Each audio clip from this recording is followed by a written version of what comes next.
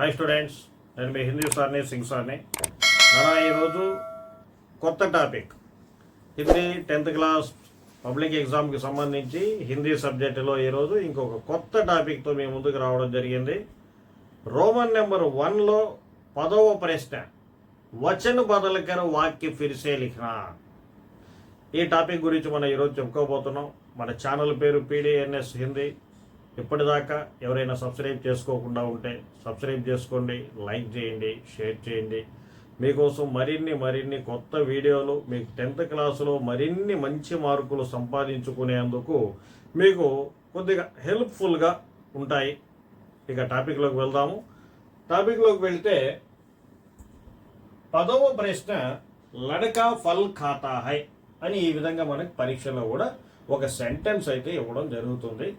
ఏది మనం ఏ వర్డ్ని మనం ప్లూరల్లో మార్చాలి అని అక్కడ చెప్పడం అయితే జరగదు నాన్న. ఒక సెంటెన్స్ అయితే ఇవ్వడం జరుగుతుంది. ఆ సెంటెన్స్ తర్వాత ఇక్కడ బ్రాకెట్లో వచన బదలకర్ వాక్య ఫిర్సే లిఖియే అని చెప్పి మనకు అలా ఇవ్వడం జరుగుతుంది.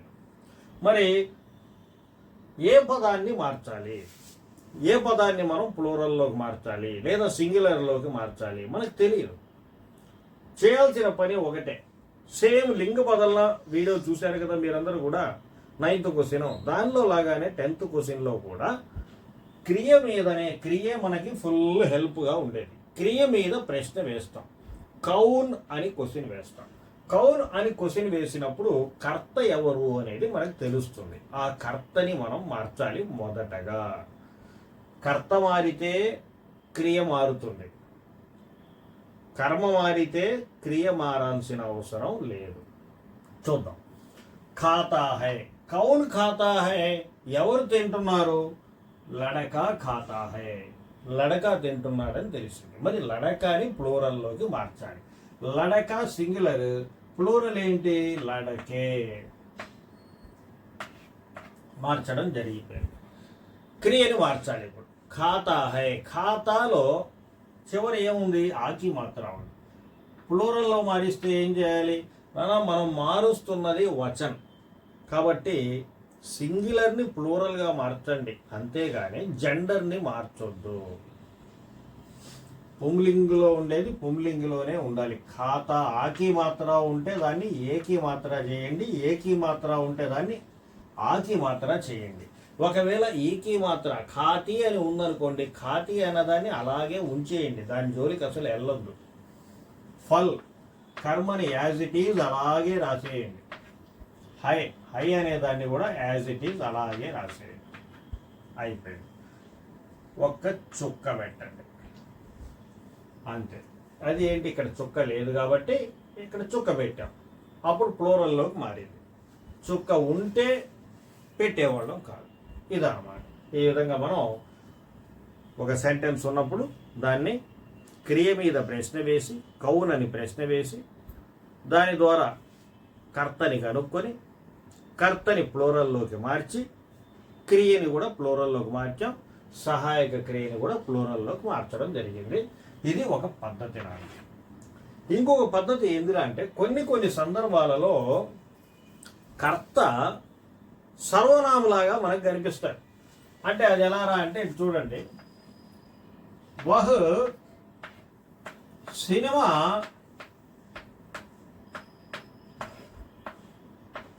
देखता है, वह सिनेमा देखता है అని ఉంది.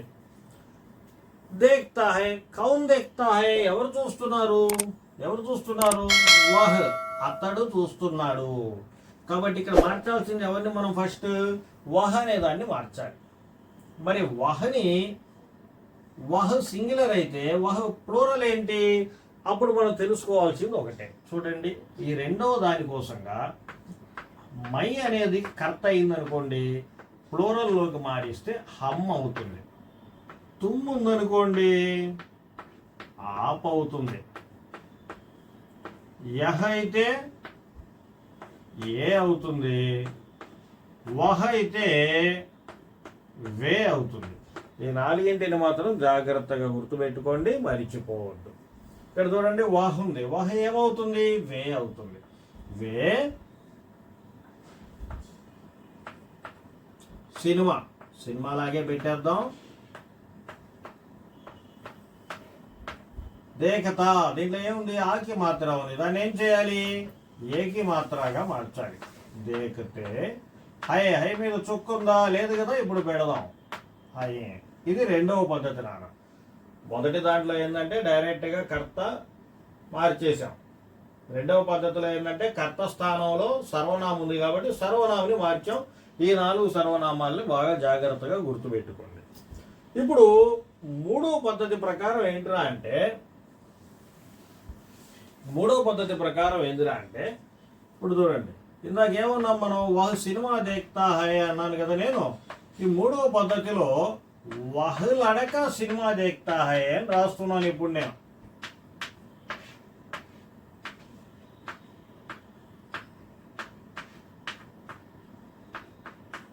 ఇప్పుడు మళ్ళీ ప్రశ్న వేస్తే దేఖ్తా హై, కౌన్ దేఖ్తా హై? లడక. లడక ముందర ఏముంది? సర్వనామం వహ్ అనేది ఉంది. మార్చాల్సింది ఏంటి? లడక అని మార్చాలి. మార్చాల్సిన పదం ముందర గనక సర్వనామం ఉంటే సర్వనాముని కూడా మార్చాలి. లడక ప్లూరల్ ఏంటి? లడకే. మరి దాని ముందర సర్వనామం వహ్ ఉంది. వహకి ప్లూరల్ ఏంటి? వే. మరి క్రియ దేఖ్తా ఆకి మాత్రం ఉంది. ఏం చేయాలి? దేఖతే. హై యాజ్ ఇట్ ఈజ్ రాద్దాం. చుక్కుందా? లేదు, మనం పెడదాం. మిగిలింది అలాగే దింపేద్దాం. అయిపోయింది నాన్న, వచ్చను మార్చేసాం. ఈ విధంగా ఇది మూడవ పద్ధతి అన్నమాట. అర్థమైందా? మూడవ పద్ధతి. నాలుగవ పద్ధతి ఏంట్రా అంటే ఇప్పుడు చూడండి, నాలుగవ పద్ధతి ప్రకారం ఇక్కడ నేను ప్రశ్న రాస్తున్నాను చూడండి. హామిద్ చిమట ఖరీదుతా హై అని చెప్పి నేను ఇక్కడ రాస్తున్నాను.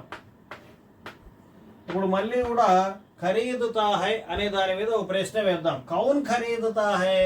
ఎవరు కొంటున్నారు? హామిద్.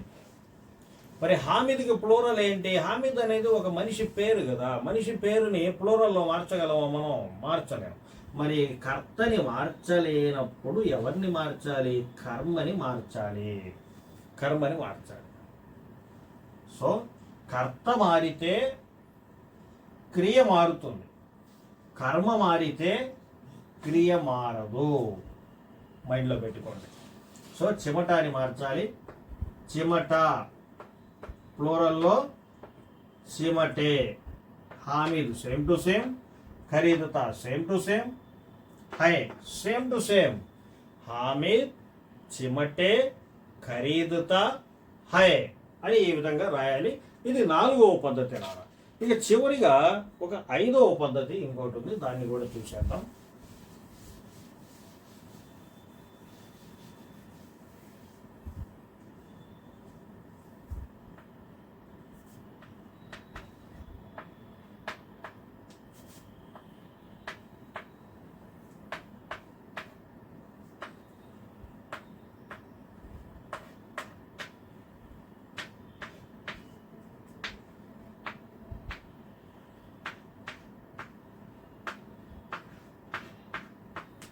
राधा बच्चे को दूध देती है.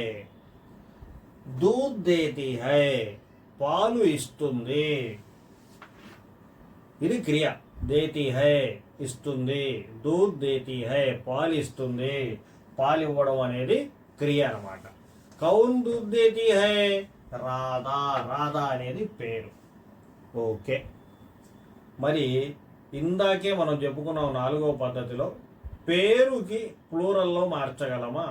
వ్యక్తిగత నామాల్ని మనం మార్చలేం. కర్తని మార్చలేనప్పుడు ఎవరిని మార్చాలి? కర్మని మార్చాలి. మరి కర్మను మారుస్తున్నప్పుడు, కర్మను అనే కాదు, మన మైండ్లో ఒకటే మాట ఉండాలి.